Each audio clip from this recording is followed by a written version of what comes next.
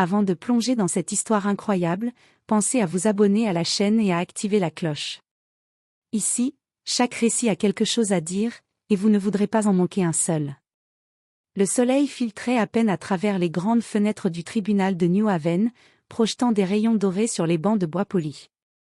L'atmosphère, habituellement austère, était chargée d'une tension palpable. Aujourd'hui, l'affaire qui devait être entendue semblait anodine pour beaucoup, mais pour certains, elle allait devenir un test de compétence, de patience et de préjugés. La juge Cynthia Harper entra dans la salle, vêtue de sa robe noire impeccablement repassée. Son pas était sûr, mesuré, et son regard balayait l'assemblée avec une autorité naturelle. Harper était connue pour son intelligence redoutable, mais aussi pour son arrogance. Elle n'avait jamais supporté que quelqu'un ose la défier ou remettre en question son jugement. Aujourd'hui, son attention se posa sur un jeune homme assis à la table de la défense. Malik Jefferson, 22 ans, noir, vêtu d'un costume sombre mais simple, feuilletait ses documents avec calme.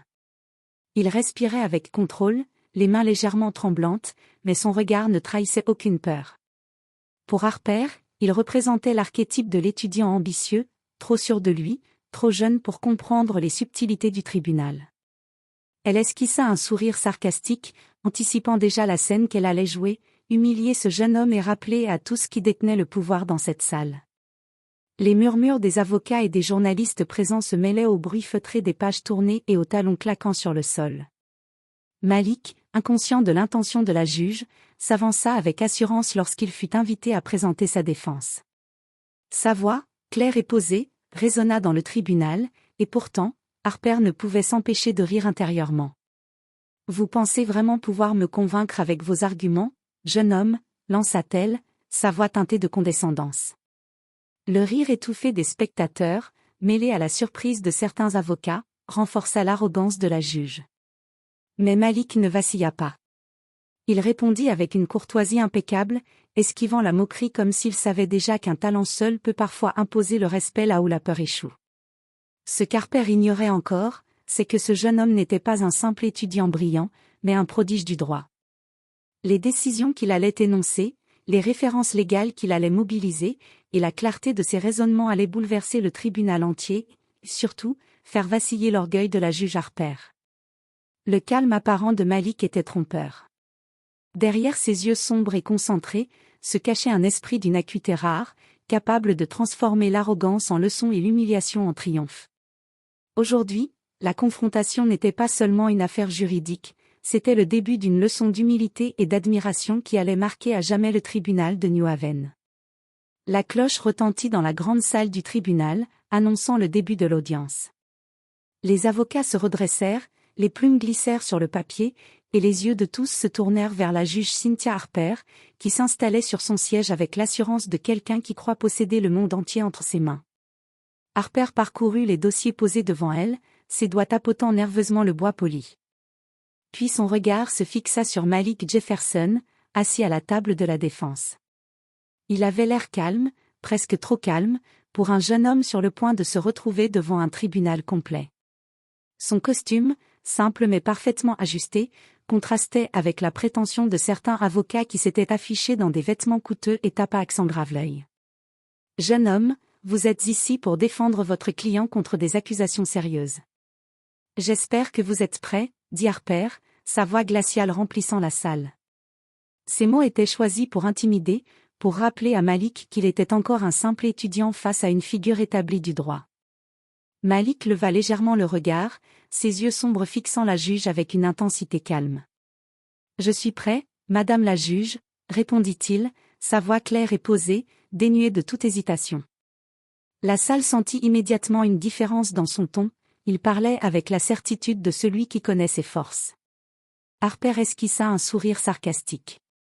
Elle n'avait jamais été confrontée à quelqu'un qui ne montrait aucun signe de nervosité devant elle.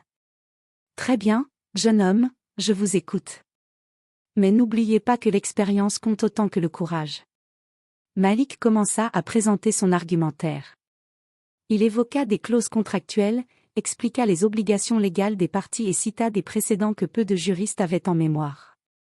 Ses phrases étaient précises, chaque mot pesé, chaque idée développée avec une logique implacable. Harper, au début amusé, sentit son sourire se figer. Ce n'était pas seulement un jeune homme bien préparé, c'était quelqu'un qui comprenait le droit à un niveau qu'elle n'avait pas anticipé. La moquerie qu'elle avait prévue se transforma lentement en une vigilance silencieuse. Elle coupa brièvement Malik pour tester ses réponses, mais il répondit avec une clarté et une rapidité qui la surprirent profondément. Les avocats autour d'eux commencèrent à échanger des regards étonnés. Même certains des plus expérimentés semblaient impressionnés par la maîtrise dont faisait preuve Malik. Harper reprit la parole, tentant de reprendre le contrôle. « Vous pensez vraiment que ces références sont pertinentes ?» demanda-t-elle, son ton chargé d'un mélange de défi et de condescendance. Malik répondit calmement, expliquant pourquoi chacune de ces citations soutenait son argument et en démontrant la logique avec une précision chirurgicale. La salle entière se tut. La juge Harper réalisa, avec un mélange de surprise et d'inquiétude, que ce jeune homme n'était pas un étudiant ordinaire. Pour la première fois depuis longtemps, Harper sentit une légère inquiétude. L'arrogance qu'elle avait toujours utilisée comme bouclier contre l'imprévu s'effritait devant la maîtrise tranquille de Malik Jefferson. Ce qu'elle croyait être un simple exercice d'intimidation allait bientôt devenir un défi inattendu pour son propre ego. Le jeune homme n'avait pas encore terminé. Mais déjà, sa présence transformait le tribunal, bouleversait les attentes, et annonçait que la confrontation qui venait de commencer allait marquer tous ceux présents, et surtout la juge Harper, pour toujours. La pause de quelques minutes permit aux murmures de circuler dans la salle. Certains avocats chuchotaient entre eux, impressionnés par la précision des références de Malik. Même quelques jurés semblaient intrigués par ce jeune homme qui, malgré son âge, parlait avec la force tranquille d'un vétéran du barreau. La juge Cynthia Harper ferma les yeux un instant derrière ses lunettes, tentant de reprendre son calme. Elle n'aimait pas être surprise, encore moins défiée. Son sourire condescendant se transformait peu à peu en une expression de concentration intense. Il fallait qu'elle reprenne le contrôle. Lorsque l'audience reprit, Harper posa une question qu'elle croyait piégeuse. Vous affirmez que votre client n'a enfreint aucune clause contractuelle, mais comment expliquez-vous l'omission dans le document daté de 2023 ? Son ton trahissait son amusement mêlé de défi. Malik se leva lentement, ses yeux noirs rencontrant ceux de la juge avec une confiance qui ne se voulait ni arrogante ni soumise. Madame la juge, cette omission est précisément ce que j'entends démontrer. Elle ne constitue pas une violation, mais une interprétation incorrecte des obligations contractuelles. Permettez-moi de détailler. Il déroula son raisonnement avec une clarté implacable, citant des articles de loi rarement invoqués, des décisions de tribunaux supérieurs et même des doctrines juridiques enseignées dans des cours avancés. Chaque phrase renforçait son argument, chaque exemple le rendait indiscutable. Harper sentit un frisson d'inquiétude. Elle avait interrompu de nombreux jeunes avocats et étudiants au fil de sa carrière, mais aucun n'avait jamais anticipé ces questions avec une telle précision. Même les avocats adverses semblaient bouche bée. Pour tester sa capacité, Harper tenta un second piège, en évoquant une jurisprudence complexe. Malik répondit presque immédiatement, citant l'affaire exacte et expliquant son application dans le contexte présent. La salle entière retint son souffle devant la maîtrise exceptionnelle du jeune homme. À la fin de son exposé, un silence presque religieux s'abattit sur le tribunal. Harper, immobile, sentit son ego vaciller. Elle avait voulu humilier, ridiculiser, mais c'était elle qui se retrouvait déstabilisée. Pour la première fois, elle voyait le tribunal non pas comme un lieu de pouvoir absolu, mais comme un champ où la vérité et la compétence pouvaient subvertir l'autorité. Le greffier, qui observait la scène depuis le côté, murmura à voix basse, « Je n'ai jamais vu ça. Il est brillant. » Harper ne répondit pas, mais à l'intérieur, elle savait qu'elle venait de rencontrer un adversaire qui la forcerait à revoir ses propres certitudes. Malik, calme et méthodique, s'assit de nouveau, prêt à défendre chaque point avec la même précision. Il n'était pas seulement un jeune homme intelligent, il était un stratège, un maître de son domaine, et aujourd'hui, il allait montrer que ni l'arrogance ni le pouvoir ne suffisent face à la compétence et à la préparation. L'audience reprit après une courte pause, mais l'atmosphère avait changé. Les regards des jurés et des avocats étaient désormais braqués sur Malik Jefferson avec un mélange de curiosité et de respect naissant. Même certains membres du public, venus pour assister à un procès ordinaire, semblaient fascinés par le calme et la précision du jeune homme. La juge Cynthia Harper, quant à elle, se redressa sur son siège, consciente que sa stratégie habituelle de domination verbale n'avait aucun effet sur Malik. Elle décida de relever le niveau du défi. Très bien, jeune homme, si vous êtes si sûr de vos arguments, expliquez-moi alors comment vous interprétez la clause 7.3 du contrat, que la partie adverse invoque pour soutenir ses accusations. Malik hocha légèrement la tête et prit une profonde inspiration. Clause 7.3, Madame la juge, stipule que. Il détailla chaque mot du texte, analysa l'intention des signataires et expliqua comment les actions du plaignant ne constituaient en aucun cas une violation. Chaque phrase était claire, logique, méthodique. Harper fronça les sourcils. Elle connaissait cette clause par cœur et pensait pouvoir la retourner contre lui, mais Malik anticipait ses objections, répondant à chaque point avant même qu'elle ne le formule entièrement. Ses explications étaient structurées comme un raisonnement mathématique, précis, rigoureux et impossible à contester. Le procureur, réputé pour son expérience et sa capacité à intimider les jeunes avocats, se pencha légèrement vers son collègue et murmura « Je n'ai jamais vu quelqu'un, à cet âge, manier le droit comme ça. » Harper sentit son ego se tendre. Elle avait sous-estimé Malik Jefferson. Elle avait pensé pouvoir le ridiculiser, le faire trébucher sur ses mots, mais au lieu de cela, elle se retrouvait face à un adversaire qui non seulement comprenait la loi, mais savait comment la présenter pour qu'elle devienne un argument irréfutable. Pour la première fois, elle se sentit prise au piège dans sa propre salle d'audience. Ses tentatives d'intimidation et ses questions piégées n'avaient fait que révéler l'étendue du talent du jeune homme. Malik n'était pas simplement intelligent, il était stratège, méthodique et étonnamment confiant, mais jamais arrogant. À ce moment, Harper comprit que ce procès ne serait pas seulement une affaire juridique. C'était un test de sa propre capacité à reconnaître le génie lorsqu'elle le rencontrait, à mettre de côté son orgueil et à accepter que parfois, l'expérience ne suffit pas face à un esprit exceptionnel. Malik, sans se laisser perturber par les pensées et le silence pesant de la juge, poursuivit son exposé. Ses mots étaient précis, son raisonnement impeccable, et sa maîtrise du droit faisait vibrer chaque recoin de la salle. Même Harper sentit un frisson, ce jeune homme qu'elle avait voulu humilier venait de transformer le tribunal en une scène où seul le talent et la logique comptaient. Ce jour-là, le défi n'était pas seulement pour le verdict du procès. Il était pour Harper elle-même, pour son ego, et pour la manière dont elle percevrait désormais tout jeune avocat ou prodige qui entrerait dans sa salle.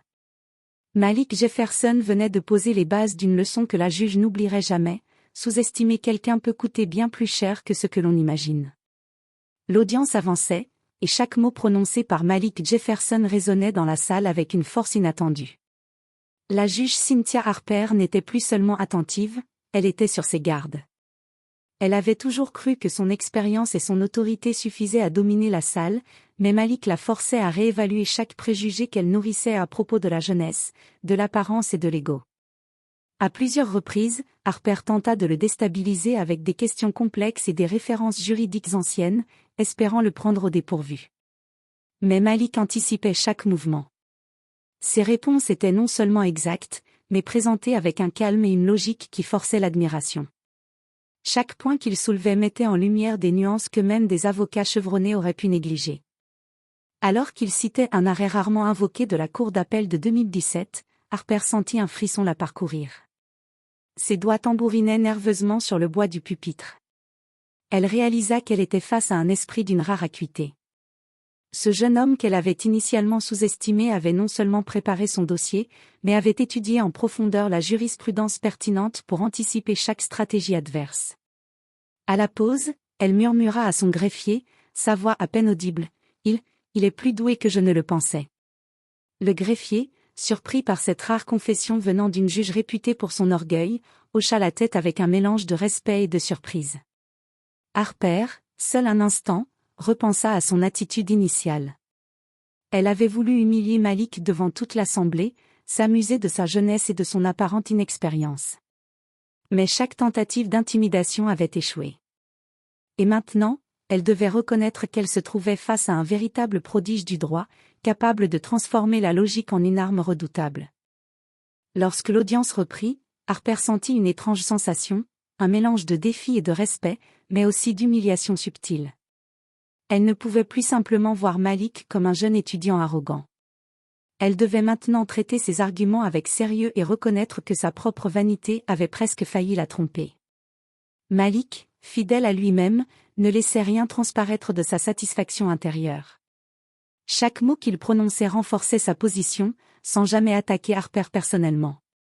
Son respect pour la loi et pour la procédure était palpable, et paradoxalement, c'était cette maîtrise qui commençait à faire vaciller l'arrogance de la juge. Ce jour-là, dans le tribunal de New Haven, une étincelle de respect naquit. Harper savait, au fond d'elle, que cette audience ne serait pas comme les autres. Malik Jefferson n'était pas simplement brillant, il venait de lui rappeler, avec une humilité presque silencieuse, que le talent et la préparation surpassent toujours l'orgueil et la prétention. La salle du tribunal vibrait d'une tension nouvelle. La juge Cynthia Harper avait senti son autorité vaciller. Ce qu'elle croyait être un simple étudiant présomptueux s'était révélé être un stratège juridique exceptionnel, capable de prévoir chacune de ses tentatives pour le déstabiliser. Décidée à reprendre le contrôle, Harper tenta une dernière manœuvre provocatrice. Elle leva un sourcil et dit d'un ton tranchant. « Jeune homme, vous semblez avoir une réponse pour tout. Voyons si vous pouvez traiter cette question complexe. Comment expliquez-vous l'interprétation contradictoire de la clause 12.4 dans le contexte de la jurisprudence récente? Je doute que votre lecture soit à la hauteur. » Malik Jefferson se leva avec calme, ajusta légèrement sa veste et répondit d'une voix posée. « Madame la juge, la clause 12.4 a été interprétée de différentes manières par plusieurs tribunaux. Cependant, si l'on considère le texte intégral, le contexte contractuel et les précédents pertinents, l'interprétation de la partie adverse est erronée. Permettez-moi de détailler. » Et il commença à dérouler son raisonnement, citant 3 décisions judiciaires, expliquant les nuances et illustrant chaque point par des exemples concrets. Chaque phrase était précise, chaque démonstration imparable. La salle entière écoutait, captivée. Harper sentit son visage se durcir. Chaque tentative d'humiliation avait échoué. Non seulement Malik connaissait la loi, mais il savait comment la présenter pour qu'elle devienne une arme imparable. Elle réalisa qu'elle avait commis une erreur, vouloir écraser ce jeune homme par l'arrogance. Même le procureur, en face, pencha la tête avec respect, impressionné par la profondeur des connaissances et la clarté des arguments de Malik. Quelques murmures traversèrent la salle, et Harper sut que tout le monde avait perçu la supériorité intellectuelle du jeune homme. Malik, avec un calme presque désarmant, conclut son argumentation. Ainsi, Madame la juge, en tenant compte de l'intégralité des textes et des précédents, il est clair que l'interprétation de la clause 12.4 par la partie adverse ne peut être retenue. Un silence pesant suivit. Harper cligna des yeux, consciente pour la première fois qu'elle avait été surpassée dans son propre tribunal. Son arrogance venait de rencontrer la précision et la maîtrise d'un génie juridique. Pour Harper, ce fut un moment de révélation, elle devait maintenant reconnaître le talent de Malik. L'humiliation qu'elle avait envisagée se retournait contre elle, et le jeune homme, sans effort apparent, venait de transformer le tribunal en une scène où seul le mérite comptait. Ce jour-là, l'erreur de Harper marqua un tournant, la confrontation prévue pour écraser Malik se transformait en une leçon d'humilité et d'admiration. Malik Jefferson n'était pas seulement un étudiant, il était un prodige, et la juge Harper venait de le découvrir à ses dépens. L'audience touchait à son point culminant. La juge Cynthia Harper était désormais consciente d'une vérité qu'elle avait refusé de voir depuis le début, ce jeune homme qu'elle avait voulu humilier n'était pas seulement intelligent, il était un génie du droit. Alors que Malik Jefferson terminait son dernier argument sur la clause 12.4, Harper prit une profonde inspiration. Ses doigts tambourinaient nerveusement sur le pupitre. Pour la première fois, elle se sentit vulnérable face à un avocat. Et pas n'importe quel avocat, un étudiant de 22 ans. Elle se redressa et demanda d'une voix plus mesurée, presque incrédule. « Jeune homme, où avez-vous étudié ?» Malik répondit calmement. « À Yale, Madame la juge. » Le nom fit écho dans l'esprit de Harper. Yale, le prestigieux programme juridique dont elle avait entendu parler, réputé pour former des prodiges. Et le visage de Malik ne lui était pas totalement inconnu. Des rumeurs circulaient sur un étudiant brillant, capable de surpasser même les avocats les plus expérimentés. Une étincelle de compréhension traversa Harper. Ce jeune homme, qu'elle avait sous-estimé par son âge et son apparence, était exactement le prodige dont elle avait entendu parler. Le choc se mêlait maintenant à l'admiration. Elle avait voulu l'humilier, mais elle se retrouvait face à quelqu'un dont la maîtrise du droit surpassait tout ce qu'elle avait anticipé. Le tribunal entier sembla sentir le changement d'atmosphère. Les murmures s'éteignirent. Même le procureur, surpris par cette révélation, ne put retenir un léger signe de respect. Harper, quant à elle, sentit son orgueil vaciller. Elle avait toujours cru que son expérience suffisait à dominer n'importe quelle salle d'audience, mais Malik venait de lui rappeler une leçon essentielle: le talent et la préparation surpassent souvent l'arrogance et l'expérience seule. Elle inspira profondément et dit, cette fois avec sincérité: « Jeune homme, vos compétences sont impressionnantes. Je m'incline devant votre maîtrise du droit. » La salle entière fut témoin de cette rare admission de respect, venant d'une juge réputée pour son ego. Malik, fidèle à lui-même, inclina légèrement la tête, reconnaissant la déclaration sans arrogance. Il savait que le vrai triomphe ne réside pas seulement dans la victoire juridique, mais dans la capacité à inspirer le respect, même chez ceux qui pensaient vous sous-estimer. Ce moment marqua un tournant dans le tribunal et dans la carrière de Harper. Elle venait de réaliser que l'humilité et la reconnaissance du talent, même chez un jeune inconnu, étaient parfois plus puissantes que la condescendance. Malik Jefferson n'était pas seulement un étudiant, il était une force du droit, et la juge Harper venait de le découvrir à ses dépens. L'air dans le tribunal était chargé d'une tension nouvelle, mais cette fois différente. La juge Cynthia Harper ne cherchait plus à piéger Malik Jefferson. Au contraire, elle observait chaque geste, chaque mot, avec un mélange d'admiration et de fascination. Harper avait toujours cru que l'expérience et l'autorité étaient les clés du respect dans une salle d'audience. Ce jour-là, elle comprit qu'elle avait eu tort. La compétence, le savoir et la préparation pouvaient surpasser l'ego et l'arrogance. Malik incarnait exactement cela, calme, méthodique, parfaitement préparé et d'une maîtrise impressionnante du droit. Alors qu'il continuait à expliquer ses arguments sur la validité des clauses contractuelles et sur les précédents légaux pertinents, Harper sentit son esprit travailler à un rythme accéléré. Elle analysait ses propres décisions, ses réactions passées, et se rendait compte qu'elle avait été aveuglée par ses préjugés initiaux. Le jeune homme n'était pas seulement brillant, il était stratège, capable d'anticiper chaque piège, chaque question, chaque tentative d'intimidation. Harper, une des juges les plus respectées de New Haven, ressentit pour la première fois ce mélange étrange de respect mêlé d'humiliation. Elle avait sous-estimé un étudiant de 22 ans. Lorsque Malik conclut un point particulièrement complexe sur l'interprétation de la jurisprudence récente, Harper se redressa et parla avec une honnêteté rare.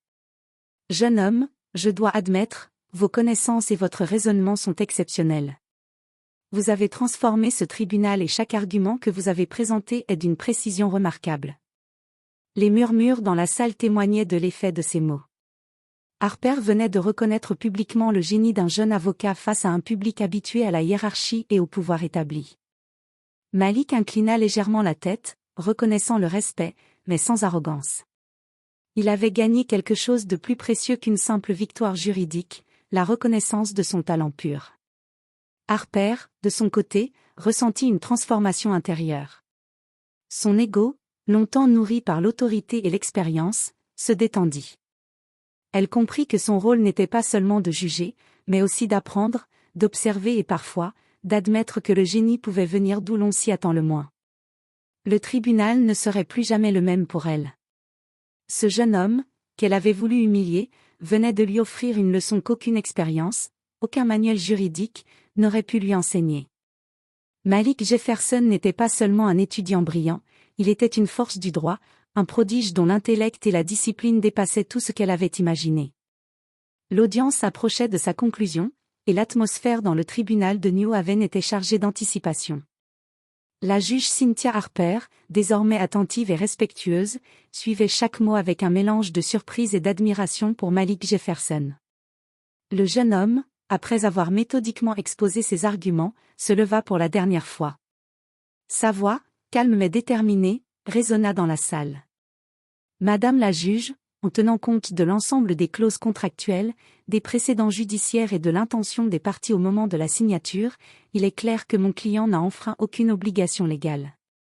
Les arguments avancés par la partie adverse reposent sur des interprétations erronées et des omissions factuelles. Le tribunal resta silencieux.